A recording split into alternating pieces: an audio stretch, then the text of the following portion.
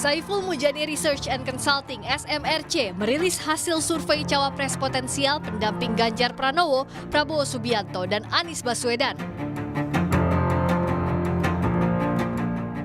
Survei yang digelar bulan Mei lalu ini menempatkan Erick Thohir sebagai cawapres potensial pendamping Ganjar dengan elektabilitas tertinggi. Erick mengantongi elektabilitas 19,4%, selisih 5% di atas pesaing terdekatnya Sandiaga Uno dan Mahfud MD. Sandiaga Uno menempati elektabilitas tertinggi sebagai cawapres potensial jika dipasangkan dengan bakal capres Prabowo Subianto. Elektabilitas Sandi sebesar 13,9% paling moncer, namun hanya selisih sekitar 2% dari Erick Thohir dan Mahfud MD. Untuk Anies Baswedan, Sandiaga Uno menjadi cawapres potensial dengan elektabilitas tertinggi. Elektabilitas Sandi sebesar 21,9%, selisih lebih dari 5% dibanding elektabilitas Agus Harimurti Yudhoyono dan lebih dari 12% dari Erick Thohir dan Mahfud MD. Namun Sandi berpeluang kecil dipasangkan dengan Anies Baswedan karena kini sudah menjadi kader P3 yang mendukung Ganjar Pranowo. Lain lagi, survei cawapres potensial versi Litbang Kompas. Survei yang digelar akhir April hingga awal Mei ini menempatkan Sandiaga Uno, Ridwan Kamil, dan Agus Harimurti Yudhoyono sebagai cawapres dengan elektabilitas tertinggi. Namun ada 43,4% responden yang menjawab tidak tahu, sehingga elektabilitas bakal cawapres masih akan fluktuatif.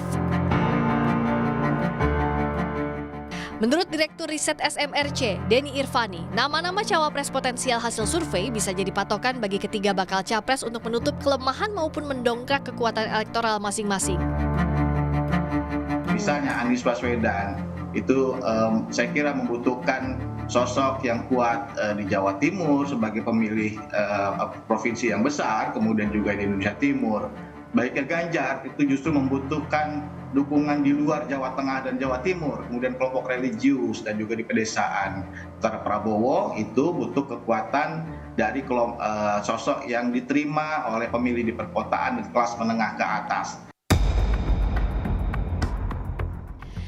Peneliti Litbang Kompas Rangga Eka Sakti menilai meski sudah ada sejumlah nama bakal cawapres potensial hasil survei, Pilpres masih akan dinamis sebab ada berbagai faktor lain yang berpengaruh, misalnya bekerjanya mesin partai. Tentu juga itu tidak akan terlepas dari dinamika yang terjadi di elit juga ya.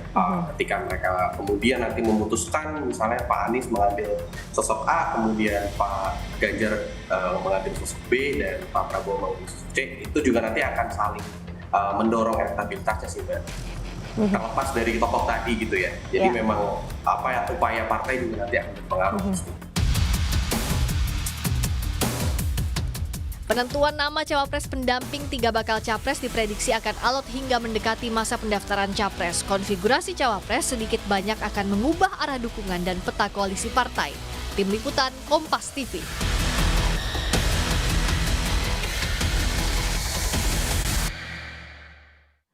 Kalau gitu Bang Andre, benar nggak sih belum diumumkannya nama cawapres pendamping Pak Prabowo ini nanti bisa-bisa jadi karena lagi bingung nih untuk menentukan formasi koalisi yang lengkapnya, yang pasnya nanti? Ya kalau koalisi kita kan sudah ada, Gerindra dan PKB sudah punya tiket untuk mendaftar ke KPU. Tapi memang Pak Prabowo dan Gus Muhaimin punya komitmen yang sama bahwa membangun Indonesia harus dilakukan dengan semangat gotong royong. Tentu kita berharap koalisi kebangkitan Indonesia Raya ini bertambah jumlah anggota koalisinya. Nah ini masih kita tunggu. Nah lalu yang kedua tentu ada momentum dan timing yang pas ya. Kapan kita akan umumkan? Kan bisa-bisa saja Audrey ya. Nanti dalam 1-2 bulan lagi Pak Prabowo bisa tembus 45%. Mas Ganjar tertahan di 30%, bisa saja kan. Mas Ganjar akhirnya mendampingi Pak Prabowo jadi wakil presiden. Itu kan hal-hal yang masih masuk akal gitu lah. Lihat Mas Bimo senyum-senyum itu. Artinya salah satu... Audrey harusnya minta survei SMRC yang terbaru 16-20 Juni. Ada surveinya, di situ disebutkan Pak Prabowo. Berarti kalau gitu nama Caimin belum tentu juga dong kalau tadi disebutkan Bang Andre.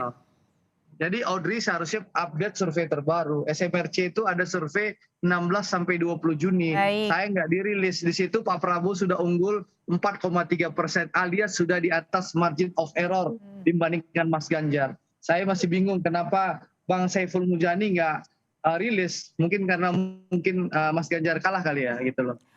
Oke, kalau misalnya tadi udah di kilik-kilik dari Bang Andreas ini, kalau PDIP gimana, Mas Bima?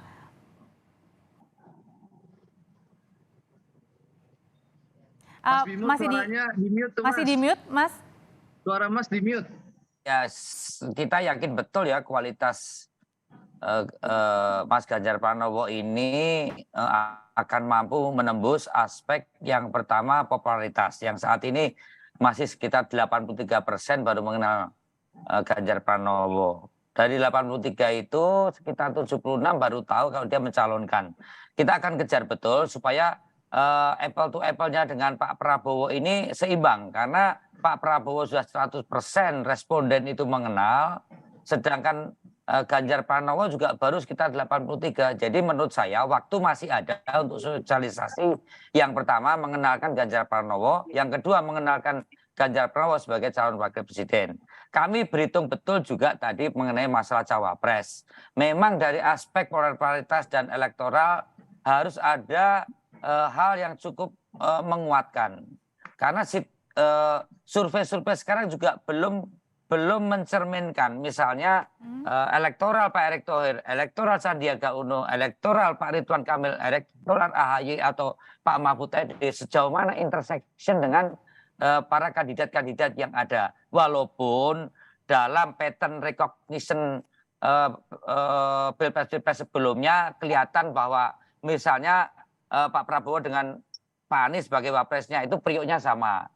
Atau tadi keinginan kita untuk mendapatkan penguatan di Jawa Barat atau Sumatera. Itu pola-pola pemilih yang kemarin terlihat. Maka selain elektoral, tapi sekali lagi, bahwa untuk bereskan Republik ini ke depan dengan 280 juta rakyat Indonesia itu butuh kekompakan pasangan ini benar-benar dalam fondasi ideologi yang bisa menjabarkan dalam situasi sekarang ini penting sekali itu. Jangan hanya kepentingan mak comblangnya atau besannya aja yang dibicarakan, tapi pasangan ini mampu nggak menyatukan ide gagasan untuk membereskan. Itu satu yang penting. Walaupun sekali lagi bahwa masalah elektoral itu tetap menjadi perhatian kita atau kami. Oke, kalau gitu jangan-jangan Mas Jayadi belum diumumkannya posisi baca Cawapres ini, jangan-jangan posisi baca Cawapres ini bisa menggeser peta koalisi yang ada? Ya bisa karena itu saya bilang tadi bahwa penentuan capres-cawapres itu bisa jadi saling menunggu juga, salah satu caranya kan. Kalau misalnya Mas Ganjar memilih Ridwan Kamil, maka Pak Prabowo harus berpikir siapa yang jadi saling ngintip gitu ya? Bisa ya, karena kenapa yang disebutkan oleh Kompas itu kan elektabilitas cawapres secara individu misalnya. Memang kan ada 5 besar sampai 10 besar. Tapi kalau dipasang-pasangkan misalnya dengan Ganjar, dengan Pak Prabowo, dengan Pak Anies, maka hasil simulasinya itu nggak jauh, beda-beda jauh amat gitu. Karena nggak beda-beda jauh amat seperti kata Mas Aryo Bimo, ada banyak potensi. Sementara kalau misalnya ada 3 pasang, berarti yang bakal cawapres hanya ada 3. Nah minimal ada, untuk mengumumkan itu kan pertama harus ada pasangan capres-cawapres. Untuk adanya pasangan capres-cawapres itu harus ada pertimbangan kuantitatif. Pertimbangan kuantitatif itu minimal ada 2, yaitu elektabilitas pasangan capres-cawapres, yang kedua tiket kalau istilah Bang Andre. Nah untuk PDI Perjuangan itu tidak lagi mempertimbangkan tiket karena mereka sudah punya. Kalau KKIR itu kalau misalnya pemilihan cawapres tidak memuaskan salah satu pihak di antara PKB dan Gerindra, bisa saja tiketnya jadi masalah kan gitu, tidak maju. Jadi pertimbangan itu penting. Tapi ada, karena ketika disimulasikan kebanyakan pasangan capres cawapres, kalau misalnya 3 pasang itu belum ada yang dominan gitu, belum ada yang dominan betul. Oke, kalau gitu maka pertimbangan untuk cawapres itu tidak hanya kuantitatif, Mbak Adri, bisa juga kualitatif. Apa itu kualitatif? Misalnya, apakah dia diterima di kalangan elit partai? Yang kedua, apakah masing-masing kelemahan kualitatif calon itu misalnya dia seorang nasionalis Islami, yang satu nasionalis sekuler. Cocok nggak tuh? Atau yang satu berasal dari Jawa dan yang satu luar Jawa. Cocok nggak kalau melawan yang lain? Misalnya, sebagai contoh ya, misalnya yang paling menarik bagi Ganjar itu adalah misalnya sekarang ini, misalnya salah satu caranya ada yang paling menarik menggandeng Ridwan Kamil. Kenapa? Karena Mas Ganjar kan sudah cukup kuat di Jawa Tengah, cukup kuat di Jawa Timur, tapi lemah di Jawa Barat. Di situ Pak Prabowo yang kuat. Maka untuk itu mungkin Ridwan Kamil. Tapi kalau misalnya Ridwan Kamil yang dipilih, bisa jadi Pak Prabowo misalnya memilih orang yang kuat di Jawa Timur, misalnya Pak Muhaimin atau Pak Mahfud atau Khofifah misalnya. Nah itu kan harus dihitung lagi. Tahan dulu sampai di situ, Mas Jayadi. Ya, jadi hitung-hitungan seperti itu kemudian membuat pertama perhitungannya masih belum selesai, kalkulasinya masih belum selesai. Yang kedua, kalaupun sudah ada selesai kalkulasinya, momentumnya belum ketemu. Oke, nah sekarang kalau gitu saya akan bertanya ke masing-masing ya. Mas Bima, PDI sudah bersama dengan P3 dukung Pak Ganjar, Gerindra sudah bersama dengan PKB juga dukung Pak Prabowo. Di satu sisi kalau di PDI kan juga sudah ada P3-nya, baca operasinya Pak Sandi. Nah kalau misalnya tidak terpilih nama Pak Sandi, apakah PDIP siap kalau P3 hengkang? Mas Bima? PDI akan membicarakan cawapres bersama partai-partai pengusung lainnya. Jadi ini yang disampaikan oleh Pak Hasto dan Mbak Puan bahwa kegotong royongan prinsip kebersamaan pengusung capres-cawapres ini tentu hal yang berkaitan di momen Oktober nanti itu akan berbarengan. Jadi saat ini betul tadi dikatakan ke partai-partai baik di kandidatnya Ganjar Pranowo dan Pak Prabowo ini kan masih saling melirik dan saling melihat untuk menyamakan platform dan menunjuk orang. Jadi kalau mengenai elektoral dalam kaitan kalau mengenai thresholdnya memang kami bisa sudah langsung memilih dan mengumumkan. Tapi sekali lagi bahwa kebersamaan antara partai-partai pengusung ini suatu yang menarik, sesuatu hal yang perlu dibahas secara bersama-sama sehingga pengalaman munculnya Pak JK mewakili Wakil Presiden Pak Jokowi maupun Pak Jokowi dengan Pak Ma'ruf Amin itu kan hasil konsensus, negosiasi, membangun kesepakatan yang semuanya legowo dan kedua pasangan menerima artinya semuanya ya. Artinya bisa menerima dan memang diharapkan akan mampu membereskan persoalan di mana kepuasan publik toh akhirnya juga 83%. Ini kan bukan persoalan yang mudah. Keberhasilan Pak Jokowi mendapatkan survei kepuasan publik 83 karena memang wakilnya itu bisa mengimbangi kinerjanya dan tidak ngerusui tentunya.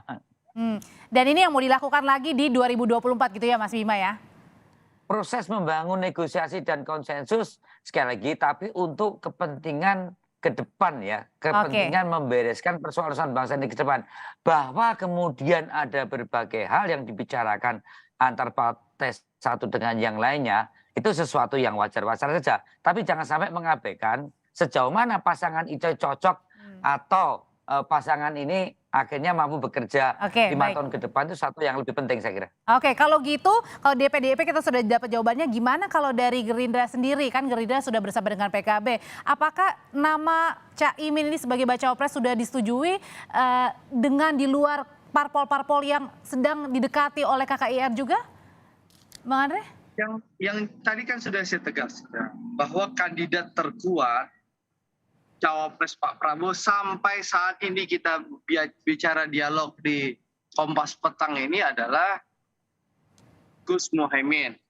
Nah, bahkan di luar itu sekjen kami Pak Ahmad Muzani sudah menyampaikan juga bahwa Gus Muhaimin adalah pemegang kunci Inggris Cawapres Pak Prabowo. Jadi figur Gus Muhaimin ini berperan sangat penting untuk figur Cawapres Pak Prabowo. Jadi tunggu saja Mbak Audrey, ya Belanda masih jauh, di saat yang tepat, momentum yang pas, Pak Prabowo bersama-sama Gus Muhaimin akan mengumumkan pasangan cawapresnya Pak Prabowo. Dan insya Allah ini bisa mempersatukan Indonesia, Pak Prabowo juga bisa bekerja sama dengan siapa cawapresnya untuk melanjutkan keberhasilan pembangunan Pak Jokowi. Karena komitmen Pak Prabowo adalah melanjutkan pembangunan Pak Jokowi. Begitu Mbak. Oke, kalau gitu Mas Jadi sebenarnya apa sih hitung-hitungan dari masing-masing parpol, koalisi, masing-masing baca pres dan baca pres untuk kemudian bisa menyolidkan koalisi masing-masing? Ya itu tadi kalau pertama setiap partai itu kepengen kadernya jadi capres atau cawapres kan gitu. Itu yang pertama. Kalau setiap partai misalnya Gerindra capresnya Pak Prabowo lalu cawapresnya Muhaimin, maka itu langsung solid tuh misalnya ya. Ya. Tapi kalau misalnya yang bergabung lebih banyak dan bakal calon wapresnya juga lebih banyak, maka pertimbangannya menjadi lebih banyak. Partai-partai itu juga berpikir soal bagaimana dampak dari pencalonan ini terhadap nasib mereka di pemilu legislatif.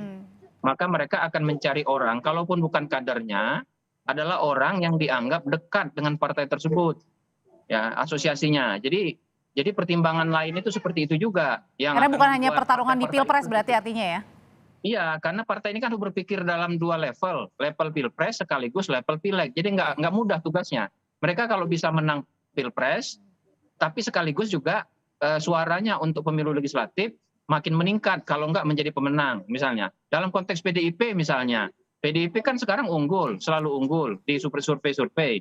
Nah, jangan sampai capres-cawapres yang dimajukan itu memberikan dampak negatif misalnya. Kalau bisa malah mempertahankan keunggulan yang dimiliki sekarang. Itu contoh. Bisa juga pertimbangan kualitatif seperti kata Mas Bimo tadi, soal chemistry, soal kecocokan sama partai-partai yang mendukung, soal masa depan ya misalnya apakah kira-kira akan bisa menjadi tunggal selama pemerintahan atau malah nanti berpisah tengah jalan. Itu juga kami sudah tangkap. Akan banyak pertimbangkan ya. Ya artinya posisi baca pres nanti bisa menentukan atau menggeser peta koalisi yang ada sampai dengan Satu hal lagi Audrey. Singkat saja Mas Bima. Iya, karena ini melanjutkan pemerintahan Jokowi, selain partai-partai politik yang diajak bicara tentunya adalah Pak Joko Widodo sendiri. Baik, oke, terima kasih Mas Arya Bima, terima kasih Bang Andre Rosiade, terima kasih Mas Jayadi Hanan, sehat selalu, kita ketemu lagi di lain kesempatan. Dan Bang Jayadi, assalamualaikum.